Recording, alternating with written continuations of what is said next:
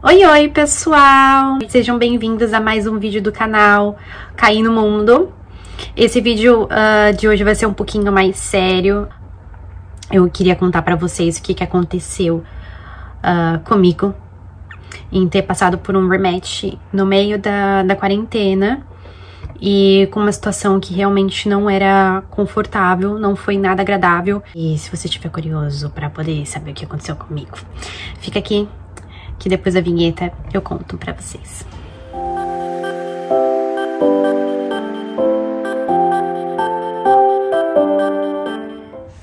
Gente, o motivo do qual eu tive que pedir rematch na minha outra família foi porque eu estava sofrendo assédio sexual do meu ex-host dad desde a primeira semana que eu tinha chegado na Holanda. E eu demorei um tempo pra poder pedir pra poder trocar de família e etc, porque no início eu não acreditava que isso estava acontecendo comigo. Ainda tinha esperança de que, tipo, ele iria parar, que eu precisava dar cortes e daí ele iria parar e etc, mas não foi isso que aconteceu. Isso é um dos motivos do qual eu falo pra vocês que a agência não ajuda, que a gente tem que realmente escolher uma família que seja próxima com as coisas que a gente pensa, e a gente tem que conversar realmente muito bem. Porque eu achei que eu tinha feito as perguntas o suficientes pra família. Mas, óbvio, também não tem como me culpar, porque naquele momento eu escolhi de acordo com as experiências que eu tinha, no como eu consegui encontrar uma família na Inglaterra, e eu achei que eu estava indo pra uma família bem perfeita mesmo. E tava realmente muito perfeito de início, eles foram muito carinhosos, muito doces comigo. Na verdade, eu não tenho o que reclamar da minha ex-família em questão, por exemplo, de seguir regras do programa ou algo do tipo. Eles sempre foram bem respeitosos e costumavam respeitar muito mais o meu tempo off. Mas realmente aconteceu essas coisas assim, voltadas a um assédio, e que eu realmente não imaginava, e eu tive que ter um tempo pra mim, e eu tive que parar de gravar os vídeos, porque as coisas estavam ficando piores.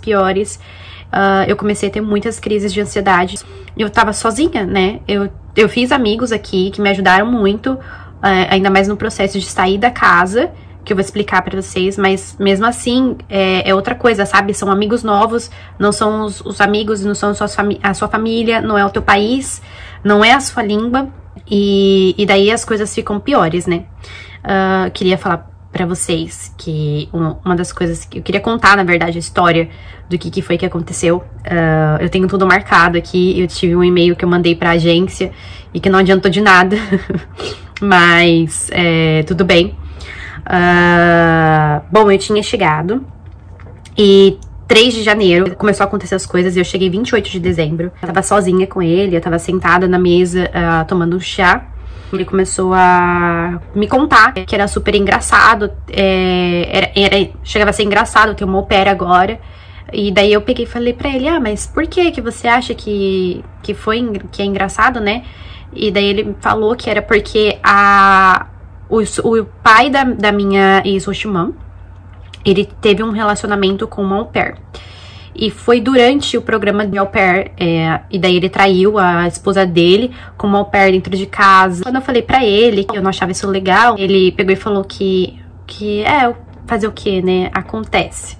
E eu achei super estranho ele ter vindo falar pra mim sobre isso, ter aberto uma coisa pesada assim pra uma pessoa que tava na sua casa, sei lá, 5, 6 dias, uma semana. E você contar uma coisa tão pessoal que nem na verdade era sua, que seria da sua esposa. Aí, além disso, eu tô lendo aqui, gente, porque são muitas coisas e eu quero contar tudo pra vocês, especialmente pras meninas, porque se acontecer uma coisa dessa, pra vocês não tolerarem, sabe? E pra que isso não, sei lá, seja evitado que aconteça. Eu quero passar também como que eu consegui sair da família e talvez realmente ajudar alguém que esteja passando por isso e esteja com medo de abrir e de falar. No dia 7 de janeiro, eu tinha que acompanhar o pai. Eu tava de folga, mas eu tinha que acompanhar o pai pra ir pra escola com as meninas. E não seria uma coisa estranha se não tivesse sido abordada dessa maneira. No meu contrato falava que eu não podia andar pela casa de pijama, não podia descer de pijama. Então, eu acredito que uma pessoa não poderia subir no teu andar sem camiseta. E daí cedo ele subiu no meu andar, eu nem esperava, ele tava sem camiseta e, tipo, eu não vi ele pegando nada. Nesse dia, além de ele ter subido no meu andar e ele não desceu com nada, que eu achei bem estranho, tipo, parecia que ele só queria se mostrar. Nesse mesmo dia, quando eu desci, ele me pediu pra poder... a gente tem uma bike fit, tinha uma bike fit, né? E daí tem que colocar bateria, é uma bike que é especial pra poder carregar as crianças, e ele me pediu pra colocar essa bateria. E daí, eu fui do lado de fora da casa e eu tive que colocar a bateria debaixo do banco da bike, né? E daí eu tive que ficar numa posição desagradável, que era tipo uma posição meio que de 4. E daí, quando eu comecei a colocar, ele foi lá fora. E daí, de vez ele me pedir licença pra poder passar por mim, gente, era um espaço assim, tipo, tinha um espaço minúsculo, assim, entre eu e o murinho de plantas. E ele não tinha como passar ali, sabe? Sem me tocar. E de vez ele me pedir licença pra poder passar por ali, ele simplesmente passou por mim. Ele segurou na minha cintura. Eu consegui sentir as coisinhas dele atrás de mim. E na hora eu fiquei muito puta. E daí ele passou assim como se nada tivesse acontecido. Ele realmente segurou a minha cintura, tipo assim, sabe? E eu fiquei muito puta. Eu não sabia o que fazer, o que falar. Eu não tava, na verdade, acreditando que isso tava acontecendo comigo.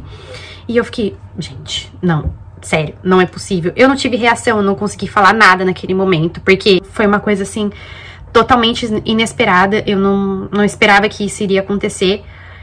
E daí nós fomos pra escola, enfim. E ficou por isso, né, nesse fato. E daí teve um outro dia, que foi 8 de janeiro, no dia seguinte... Eu tive que acompanhar ele pra ir na piscina. Tem tipo sabe esses clubes que as crianças vão e tem alguns esportes, tipo tem piscina e essas coisas assim.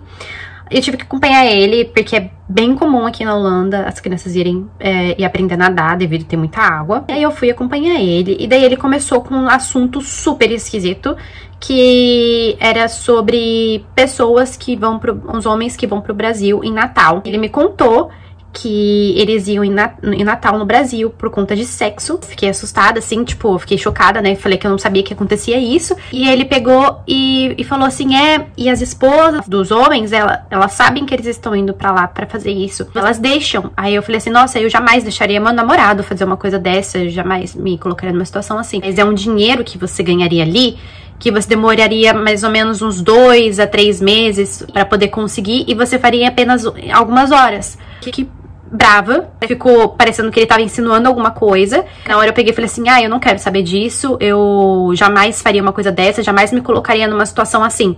Não importa, eu acho que tem várias outras maneiras que você pode ganhar dinheiro e você não precisa chegar numa situação dessa. Aí ele pegou e virou pra mim e falou assim, que eu falava isso porque eu não era de um lugar, na Quênia, eu acho que ele tinha falado.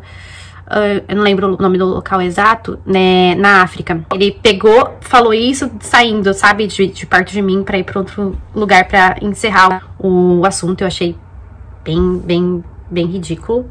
Por um tempo, ele fazia sempre umas brincadeiras relacionadas a sexo. A gente entrou em quarentena, tava sozinha com ele novamente. E ele falou assim, Luana, olha esse meme aqui. Aí eu fui olhar pra poder ver o que era. Ele era piloto, né? E daí, nesse meme que ele me mostrou, estava escrito, se você fizer sexo com um piloto, você está imune ao coronavírus. Eu olhei o celular dele, aí eu li, aí eu devolvi, e fiquei com essa cara, tipo assim, de brava.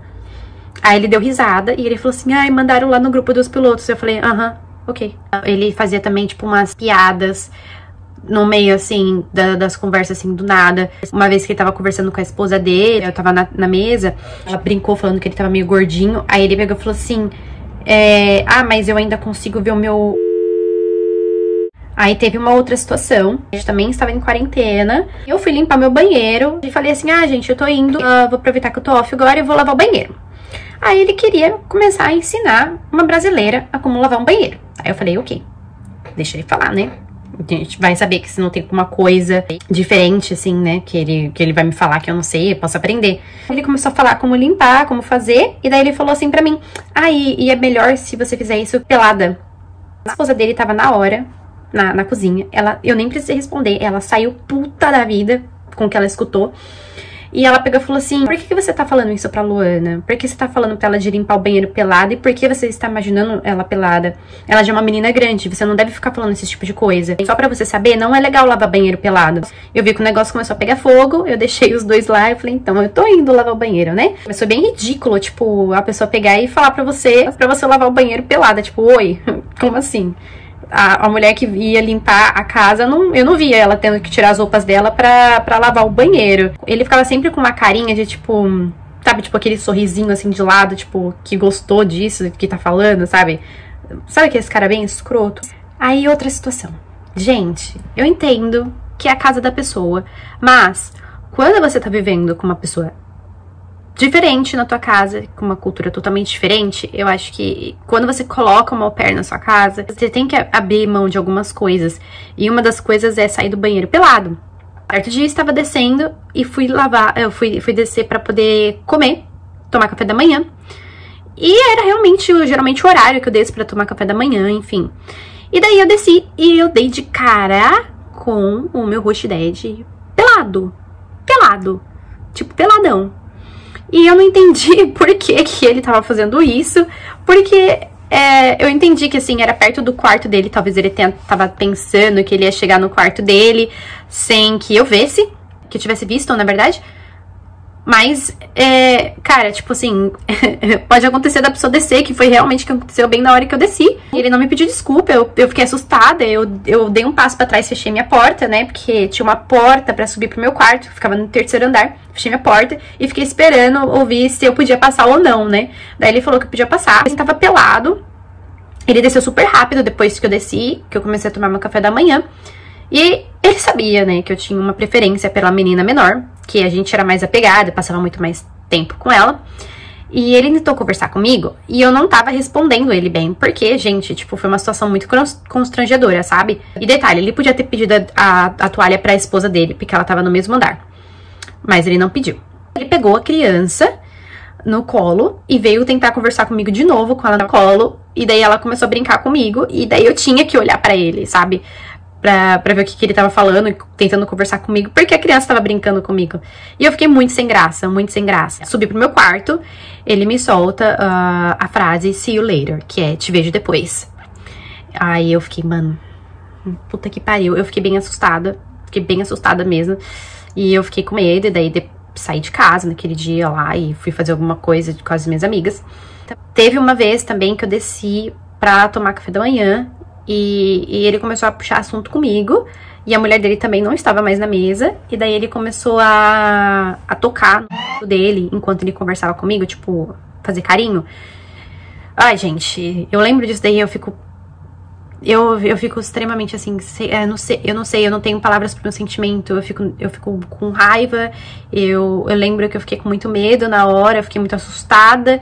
E eu comecei a paralisar, né, com tantos episódios que ele fazia, eu comecei a paralisar e eu não conseguia pegar e falar, poxa, para, você tá me incomodando. Eu realmente não tava conseguindo falar isso porque eu paralisava, eu ficava com medo, era sempre em coisas assim bem aleatórias, tipo café da manhã, sabe? Eram umas coisas assim do nada que acontecia. Eu não tava realmente esperando, não tava tendo tipo nenhum tipo de assunto próximo ao assunto de sexo pra ele vir com esse tipo de brincadeira ou fazer esse tipo de coisa, sabe? E o último episódio que aconteceu comigo, que eu não lembro se teve mais alguma coisa, mas eu acho que isso foi tudo, porque esse aqui foi também que eu coloquei no e-mail pra agência. Eu tinha passado o dia inteiro fora de casa, porque como tava acontecendo esses episódios, eu pegava as crianças e eu tentava passar o máximo de tempo possível fora de casa ou perto dele, enquanto não tinha outra pessoa, porque a gente ficou em quarentena, a esposa dele continuava trabalhando, muitas vezes ela ainda saía pra poder trabalhar, e ele ficava em casa o dia inteiro, porque não tem como o piloto trabalhar de casa, então ele realmente não tinha nada pra fazer, e daí eu passei o dia inteiro pra realmente não ter que ficar tendo contato com ele. Eu passei o dia inteiro fora de casa, já tinham comprado uma casa que era na mesma rua, então quando eu voltei eles estavam lá. Eles estavam reformando e etc. Eu deixei as crianças com eles lá e fui pra casa. Aí eu fui começar a ver se tinha alguma coisa que tava faltando pra arrumar, que eu tinha esquecido e etc. Porque eu já ia ficar off. E ele saiu da outra casa e ele veio e pediu pra eu continuar com a menina menorzinha por mais 5 minutos. Aí eu falei, tá bom, tudo bem. Aí ela tava bem cansadinha, deixei ela no sofá, na sala, ela tava quase dormindo. E daí eu fui subir, fui no quarto dela e vi que tinha umas roupas que precisavam ser guardadas. E daí, quando ele voltou pra casa, ele subiu. Aí ele começou a conversar comigo. Nisso que ele começou a conversar comigo, ele começou a tirar as roupas dele na minha frente. Eu estava numa situação muito ruim, porque a gente tinha um corredor grande, aqui assim. Aqui era a escada, aí tinha o banheiro dele, aí aqui tinha o quarto dele. Aí tinha a escada pra ir pro meu quarto, o quarto da pequenininha, da maiorzinha, e aqui tinha o quarto da minha criança pequena. E eu tava nesse quarto. Então eu estava totalmente do lado oposto da escada. E o quarto dele é de frente com a escada. Então ele ficou se trocando ali de frente, exatamente onde eu precisava sair. E o que que ele tava fazendo? Que não foi só, tipo, tirar a roupa só, tipo, sabe, porque tá com pressa. Ele tirava uma peça, ele entrava no quarto. Aí ele voltava, aí ele tirava outra peça, aí ele entrava no quarto dele, aí ele voltava. Aí ele tirou a calça. Aí eu fiquei com muito medo quando chegou nessa parte da calça. E eu vi que ele entrou de novo.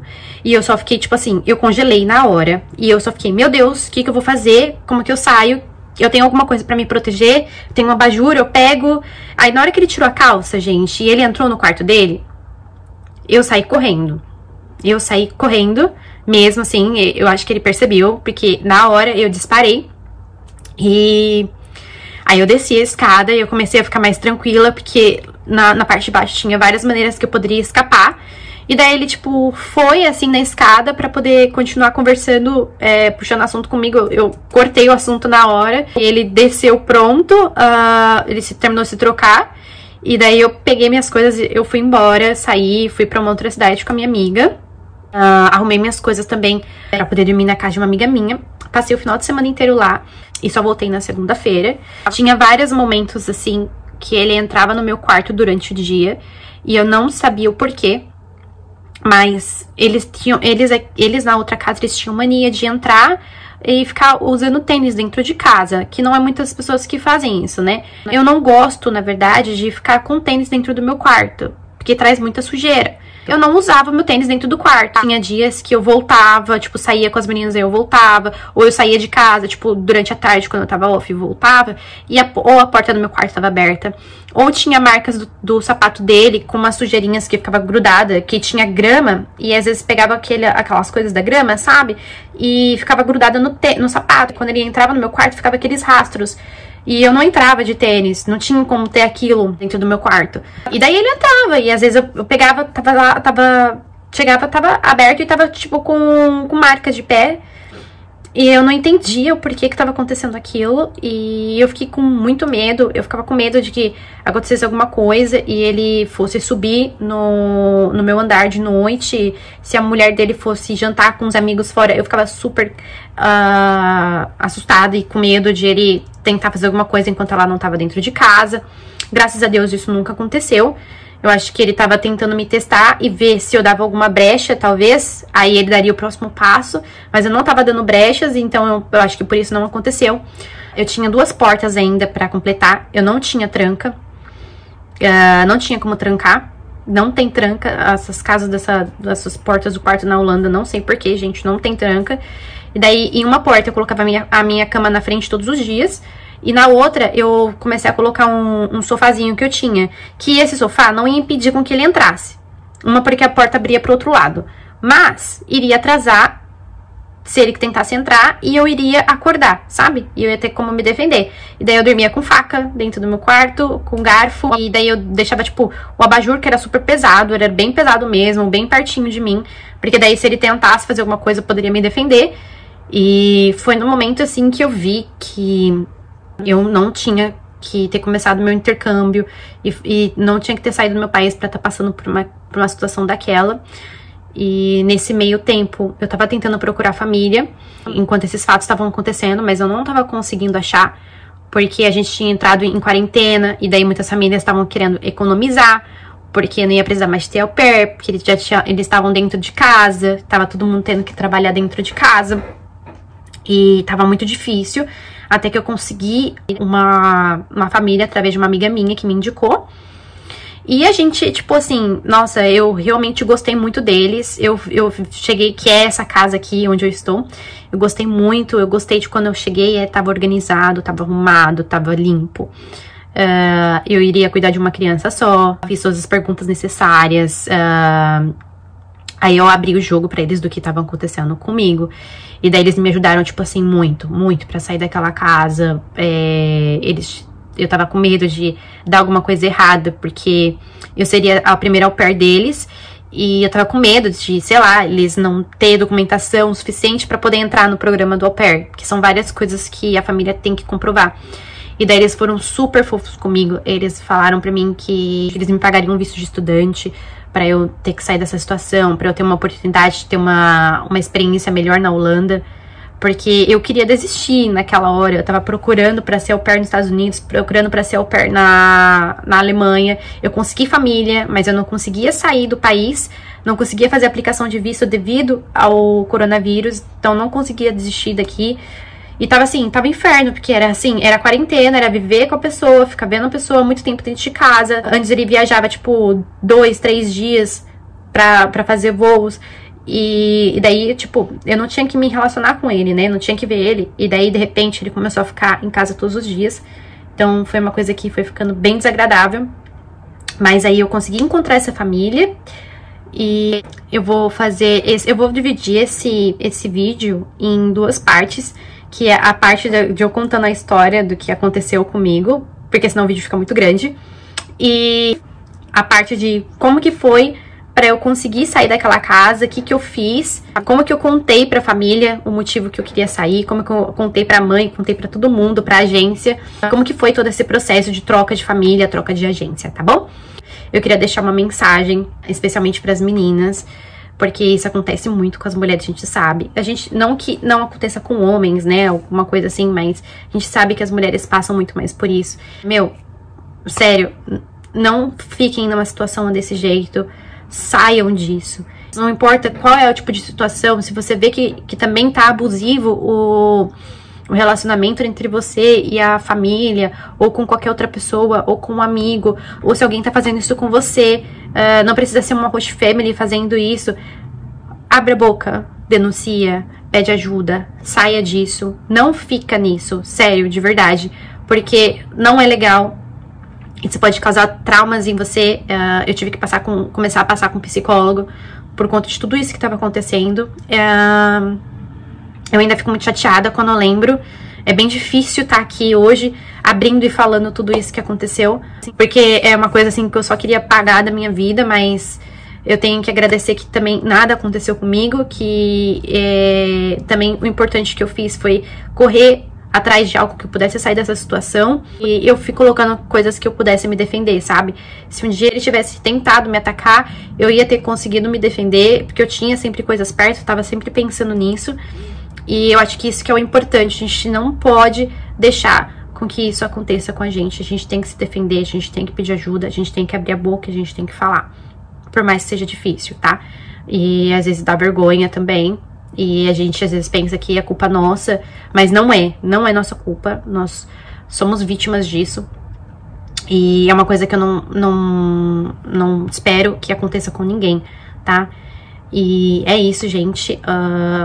Eu vou ficar por aqui e eu pego e gravo um segundo vídeo contando de como que foi a outra parte. Não esquece de deixar o seu joinha aqui pra mim. E sei lá, se vocês quiserem e sentirem que vocês querem fazer algum comentário, pode deixar aqui embaixo, eu vou responder todo mundo, tá bom? Um beijão e até o próximo vídeo.